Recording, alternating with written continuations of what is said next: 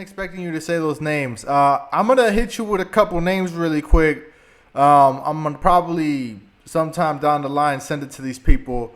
But recently, the underground scene is at least like the old underground artists that we know. Mhm. There's been like either drama or just something that kind of like has made them disconnect from us as listeners. First name I'm gonna throw at you is Canibus. Obviously you were a bigger Canibus Mhm. fan when you were younger. Mhm. Cannabis recently had like drama and stuff with his A&R where they split up. With his A&R was the almighty M80. What are your Mhm. opinions on those guys? Well, bro, all right. So M80 is just such a dope person, man. Like he responded to my DMs, and I was supposed to respond back, like for advice.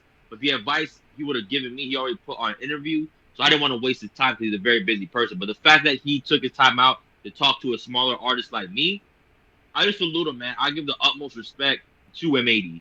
You understand what I'm saying? Like I don't care. Like that man's a man of integrity, and he's that in his position for a reason.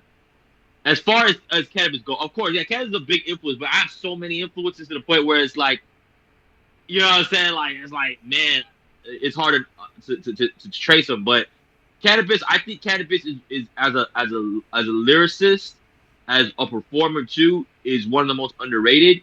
When I look into his career, though, it's just, obviously no diss, but I have the utmost respect for this.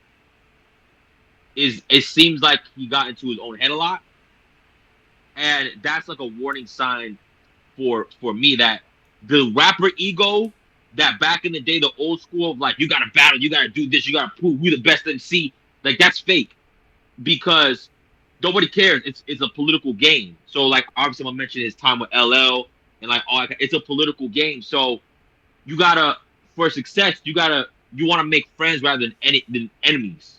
You wanna make friends. It don't matter if you're the best if not only no one's is gonna work with you because they're too intimidated, but if you're in your own head and you're like, I deserve more of this, I deserve more than this. Because I look at Canibus like what he was doing. You said you read his book. I remember you shared some facts from his book with me over the phone. I'm like, man, I wish I had that, man. You have all these monthly listeners and all. You have M80 helping you. You're getting racks and racks and racks. I wish I had that, man. You know what I'm saying? Like you can live life, but when you're so in your head and the ego, you don't see how far you came. And so that's the lesson I learned from Biss. Hopefully he makes a comeback because he's one of the best lyricists I ever heard. Probably the best, if anything. Yeah, nah, I totally agree. I'm gonna hit you with another name. This is a underrated name. I don't know if you're as familiar with this dude as I am, but you'll see why I bring up this name, with the next question after. But what's your opinion or even thoughts on Agallah the Don? I'm not familiar with him, but from what I've heard of him, it seems like similar to Cannabis as far as like what I learned from the career, but just 10 times worse. Like it seemed like he just really pushed people away from what I'm hearing about from M80. Of course, I go out to speak for himself, and I haven't done my due diligence. But it seems like he made a lot of the bad impressions onto the wrong people. That's kind of the gist I got from him. Yeah, he's a super dope producer, but yeah, he has some really good projects too. But I bring him up because there's a story where him, Cannabis, and M80 all got into it, right? And Hmm. Aguilar proposed that they all have a boxing match. Now, now, do you feel like in hip hop anybody should be getting that personal with the music to where it might have to be a physical altercation? I know beefs are a part of hip hop and hip hop history, but do you feel like it's ever that serious where it needs to get physical? Absolutely not. And this connects to the question you asked me earlier, which is like, why do I go to battle? It's like every single battle rapper is like, oh, it's just hip hop, it's just this. But then when push comes to shove, we see that like they take it, a lot of them at least, not all, but a lot of them take it so far to where they start fighting. Like I battle in the street, I battle online. I never wanted to fight my opponent. Like, you know what I'm saying? Like, and if it's over some bit, So you said a situation happened. What was the situation again? Maybe I missed it. What was the situation? Well, the situation was M80 made a Wu Tang album, and Okay. Agallah had given one of the Wu Tang members a beat, and they didn't end up putting him on the album. That was it. They didn't. I mean, that's business. How many people try to record for the Chronic or try to work for the Chronic and they didn't make it? You know, how many people? Like, if you look at the industry and how it works, you're not gonna get accepted. I produced and made some songs for some people. They just didn't use it.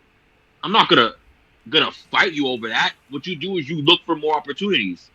That's sort of how it is. I mean, listen, I feel like I'm just getting into the marketing industry side, but like that's just common sense. Like I'm not trying to diss nobody, but like that's just like you get some, you lose it, but that's entrepreneurship. No one owes you anything. When you say I'm gonna quit my 9 to 5, and you go out, there's no red carpet saying, "Oh, you quit your 9 to 5. Here's an extra rack, 5,000. You get everything." No, it's you decide to go out in the wild. You're gonna get the wild, survive. That's my mentality with it. So anyone who's giving me an opportunity, I'm gonna be grateful. Even if they say produce this beat, I'm not gonna use it. Like like you use the beat that I made you for the JT. I heard it like on the JT interview. But if you didn't use it, I'm not gonna go, yo, Shady, why did you use it? I want that clout, man. Meet me in Texas. We gonna box it out. Like that's whack. And then people that are looking at me and my work, they're gonna be like, oh, if I reject this person, is that gonna happen? That's gonna ruin my future connections. So I think that's a terrible way to go about it. So no, it should never be physical in hip hop. What if it's like a real problem? Do you feel like hip hop should even be allowed? Like, If it's a real problem, listen, I'm not a big fan of drill music.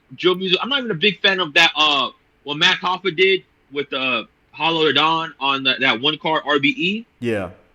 I'm not a big fan of that. Like because hip hop should be hip hop, and then other stuff should be other stuff.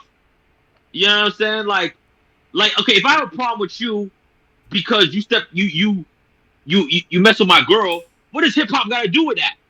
That's between me and you. You know what I'm saying? What does hip hop got to do with that? You know what I'm saying? Hold on, wait, you might have to edit this, but I gotta use the bathroom real quick. Hold on, I'll be Oh right no, back. you're You good? good. Do you think? 5 minutes later.